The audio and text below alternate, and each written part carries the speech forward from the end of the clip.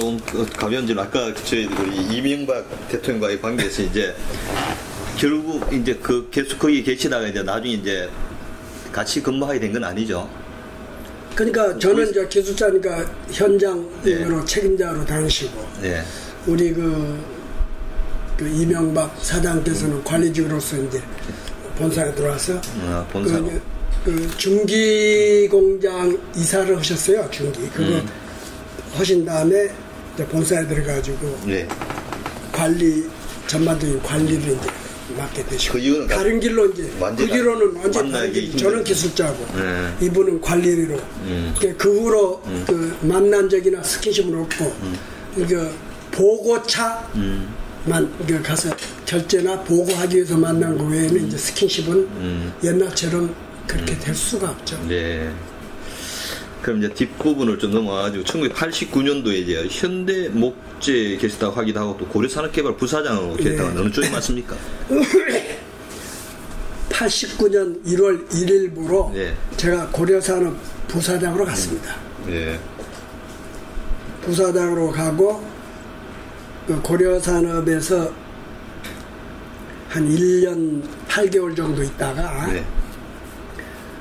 1990년 8월부로 현대알미늄 대표이사로 그 부임해서 현대알미늄을 그 경영하다가 그 8년 뒤인 1998년 8월 달에 현대알미늄, 현대목재, 고려산업개발이 그 합병하게 됐어요. 그렇게 해서 합병하게 됨으로써 이 현대알미늄, 현대목재가 고려산업에 합병되면서 그 저는 퇴직하게 되죠.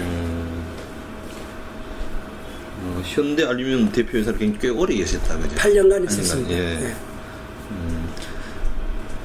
그럼 이제 결국 그 합병하면서 이제 현대를 이제 떠나게 된 거죠. 그렇습니다. 합병하면서 고려산업 사장에게 모든 업무를 인계시키고 저는 그때 퇴임을 하는 거죠. 그럼 현대를 떠난 이후에는 어떻게 지내셨습니까? 현대를 떠나고 뭐 이제 그 이제 퇴직자로서 그냥 지냈습니다. 다른 회사로 가신 적은 아니고요. 자, 그럼 이제 본격적으로 좀 우리 구술자의 창업자에 대한 평가에 대해서 좀 여쭤보도록 하겠습니다. 아까도 잠깐 나왔습니다만 이제 창업자와는 좀 자주 좀 만난 편이에요. 그렇습니다. 뭐 정기적으로 만나는 그런 그 수시로 그분이 나를 또 찾았고 또 문제 있을 때마다 제가 올라가서 뵙고 그래서 좀 스킨십이 그래도 조금 그 많았던 그런 관계였습니다. 그러면 이게 뭐 업무차 만날 때도 있고 사적으로 만날 때 있잖아요. 그러면 그 업무차 만났을 때와 사적으로 만났을 때 좀 차이가 있습니까? 차이가 많죠. 어떤 점이 좀 그렇죠? 업무차 만났을 때는 그 조금도 그 빈틈이 없기 때문에 그 표현을 어떻게 하면 숨도 쉴 수 없을 정도로 심지어는 그 자기 아들분들 있지 않습니까? 뭐 지금 이름 거론하시는 아들분들도 아버님 하지 못하고 회장님 했지 않습니까? 그런 분인데 그 숨이나 제대로 쉴 수 있을 정도의 분위기가 아니고 굉장히 소위 말하면 무섭죠. 무섭고 엄격하시고 그렇지만 사적으로 만날 때는 굉장히 그 소탈하고 격의가 없고 친화력이 있고 하는 그런 분입니다. 일단 뭐 예를 들어 말씀드리겠습니다만 우리가 뭐 흔히 말하기 창업자는 굉장히 검소하다고 말하잖아요. 실질적으로 뭐 어떤 분 우리가 왜 뭐 옷이라든가 뭐 신발 얘기도 많이 하시던데 겉으로 봤을 때 제가 이제 그 검소를 포함해서 창업자에 대해서 제 느낌을 말씀드리겠습니다. 그동안 제가 이제 그 만날 수 있었던 분이나 제가 이렇게 상상할 수 있었던 분 중에서 아마 이처럼 탁월한 그런 분은 없지 않나.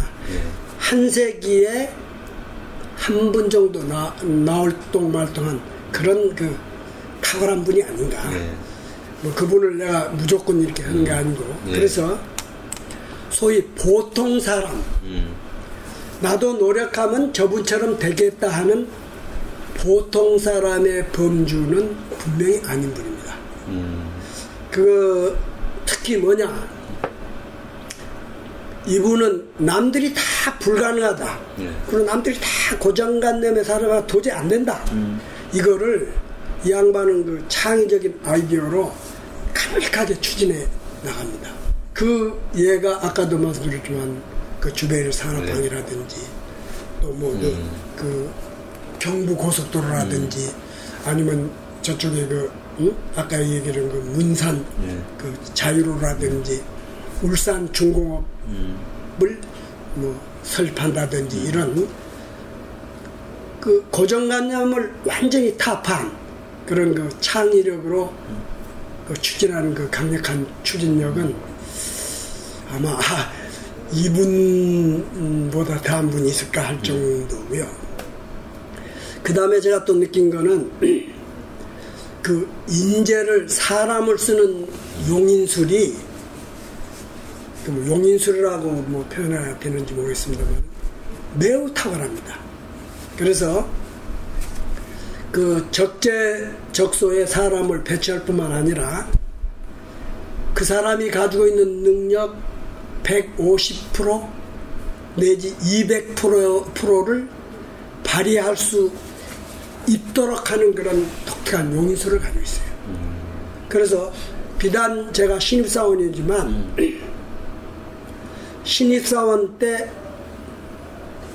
물론 제 위에 그 많은 그 신입사원들의 이름을 기억합니다. 그 사장이 그 당시 사장이 신입사원의 이름을 기억을 해서 엘리베이터나 이런 데 만나면 바로 이름 영재군 잘 있었어. 요즘도 열심히 하나? 이름을 다 이게 관심 있는 대상은 어렸을 때부터 관심 있게 지켜보시고 내가 안 보이는 그늘에 있어도 그분은 다 보고 있는 것 같아요. 그리고 필요하다. 아까도 제가 얘기했죠. 공사관리부에 있는 나를 불러가지고 자유로에 투입시키고 도로공사만 하던 놈을 갑자기 불러가지고 항만공사에 투입을 하고 세계적인 초대형 공사를 불과 76년이면 제 나이가 39년이니까 37살입니까? 37살 새파랗게 젊은 놈을 그 초대형 공사의 총책임자로 네가 해결하라. 정권을 다 행사하고 책임져라. 이런 그래서 딱 필요할 때 딱 필요한 장소에 누구도 개의치 않고 계급이고 뭐 개의치 않고 딱 사람을 불러서 그 사람 능력을 한 200% 이상 발휘토록 하는 그런 용인술은 정말 대단하다고 봅니다. 제가 볼 때는. 그리고 아까도 뭐 얘기했습니다만 효율성을 어떤 그 형식에 구애되지 않고 효율성만 극대화된다면 조직을 매우 간편하게 운영하시고 그 효율성 극대화를 위한 그 라인으로 재빨리 구축합니다. 뭐 어떤 뭐 질서, 순서 뭐 이거 다 파괴하고 정상적인 업무를 할 때는 뭐 조직과 그 정상 시스템을 운영합니다만은 어떤 특정한 목적과 특정한 그걸 수행할 때는 모든 기존 라인 이런 거 다 생략하고 효율성만 극대화할 수 있는 방향으로 조직을 개편해서 운영하는 이 능력은 제가 겪어본 바에 의하면 매우 탁월합니다. 그 예로는 아까 말씀드렸죠. 자유로 공사를 차장에 불과 내가 결정한 거는 인력, 장비, 자재, 기타 모든 지원을 즉시 하도록 하는 조직으로 바꾸고 심지어는 그 각 부서의 주력들이 현장에 나와 있습니다.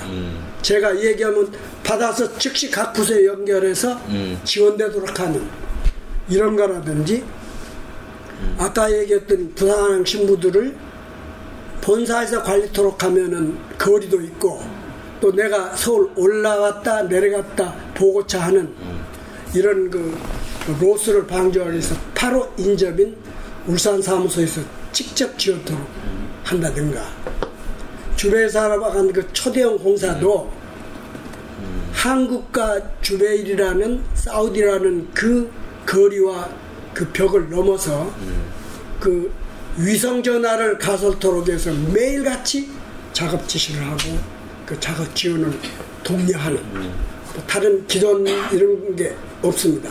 그런 거 보면은 효율성을 극대화하는 그 조직을 그 운영하는 능력은 제가 볼 때는 그 대단하다고 보시고요.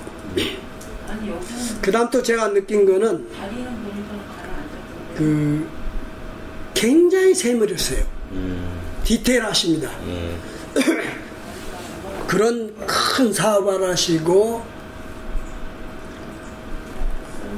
그런 분이 공사 계획을 검토한다든지 공사 예산서를 가지고 제가 올라가면요, 그냥 뭐 다른 사장분들 이런 분들은 디테일을 모르니까 표현하자면 그만큼 그 깊숙이 관심이 없다고 할까요?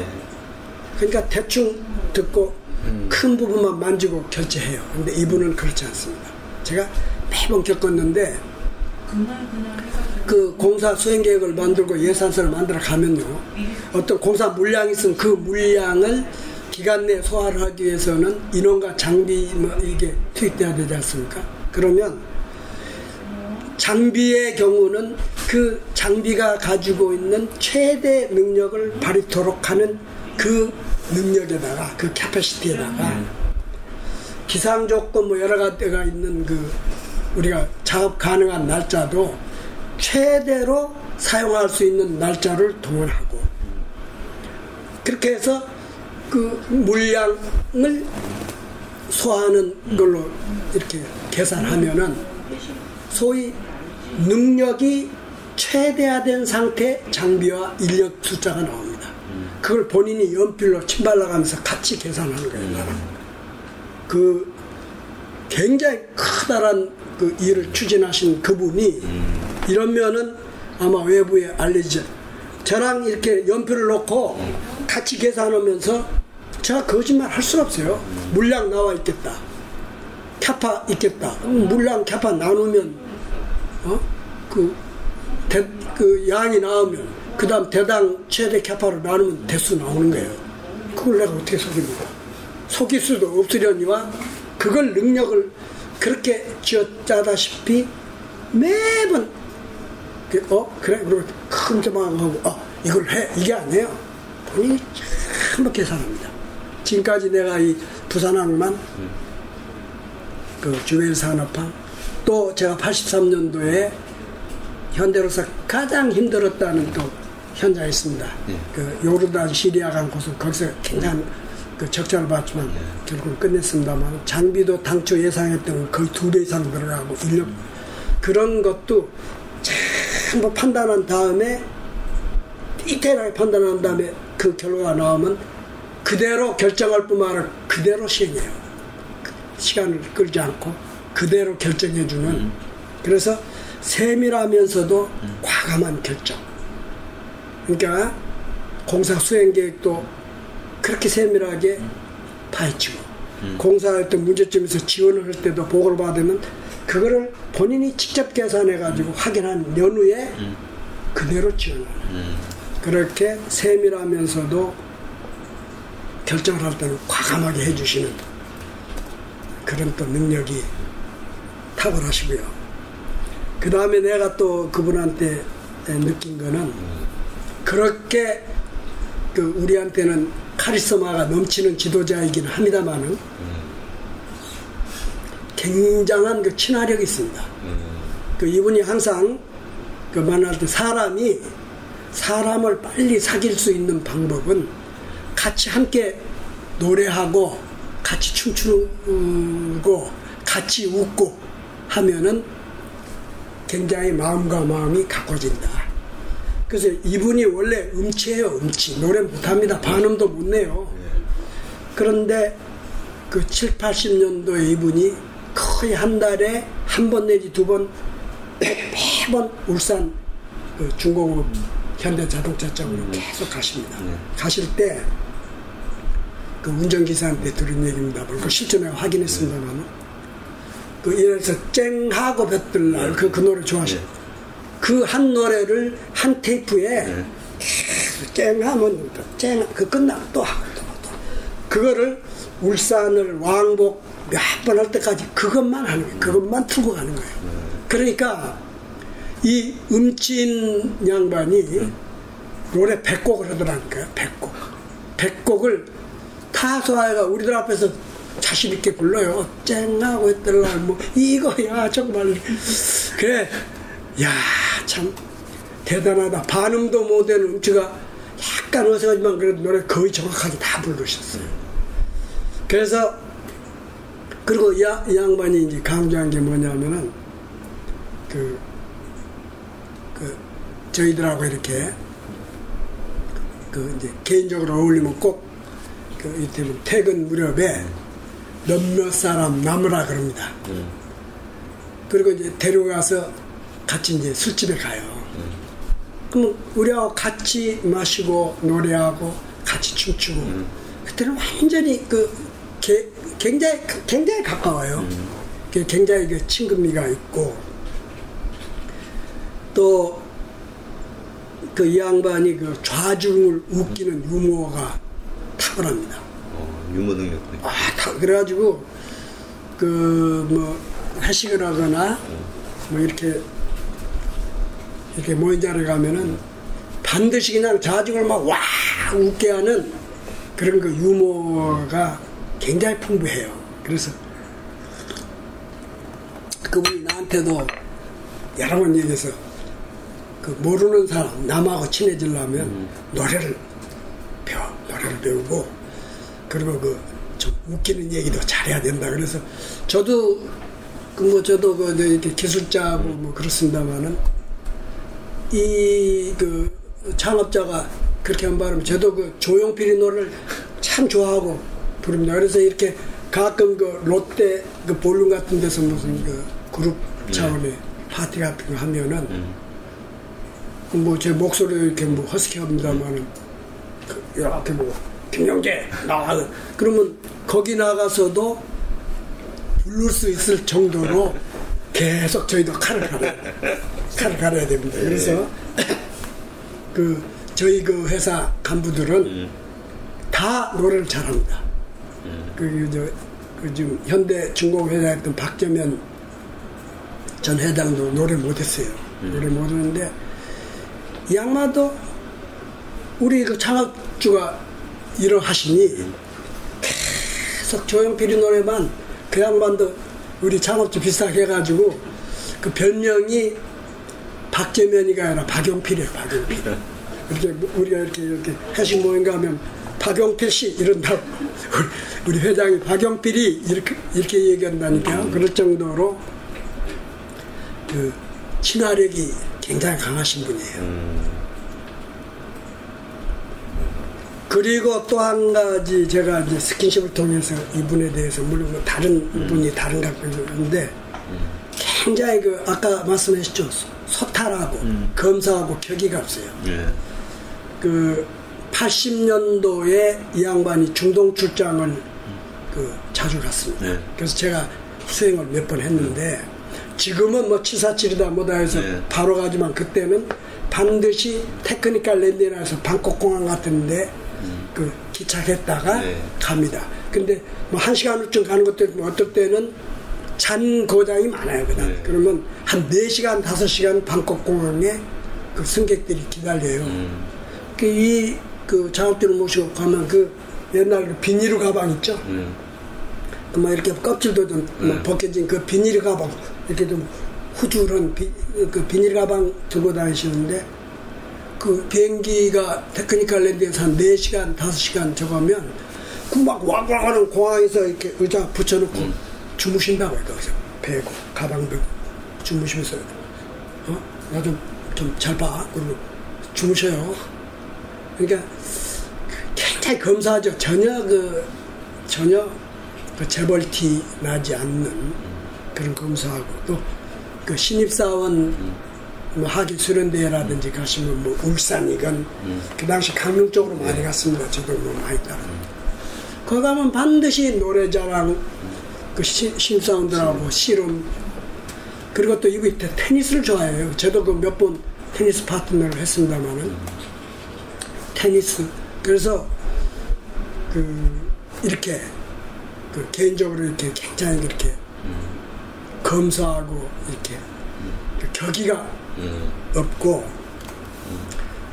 또 그 아까도 잠깐 함께 술집에 가서 우리를 이제 한 시간 가면 우리가 이렇게 다 이제 모르는 분들 다 이렇게 막 얼어가지고, 그게 아니고 자기가 먼저 노래도 하고 웃기면서 음담 패설도 섞어가면서 웃기기도 하고 뭐, 그러니까 분위기가 금방 부드러워지고 같이 춤추고, 그래서 굉장히 검소하고 소탈하고 격의가 없는 분이다.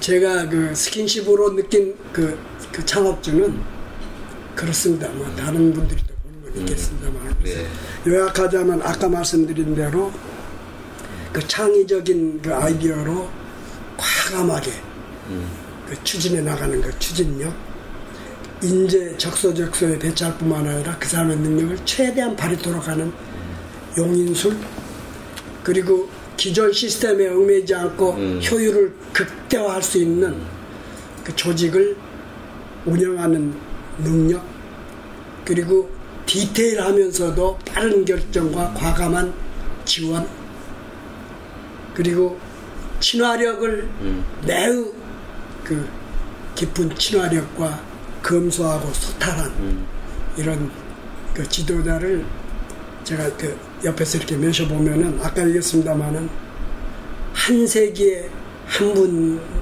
정도 저런 분이 다시 나올 수 있을까?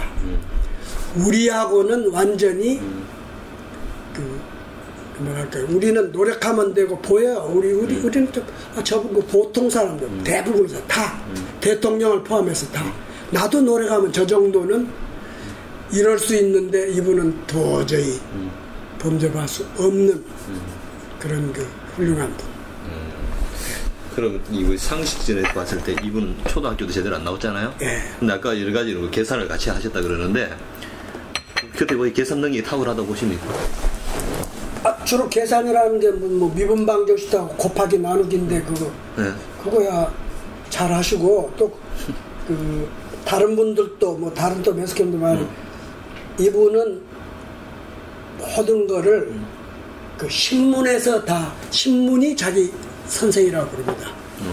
그래서 하루 오는 신문을 매우 디테일하게 보십니다. 뭐 대충 훑어보시는 게 아니라 기사 내용을, 그러면은 그 신문지 속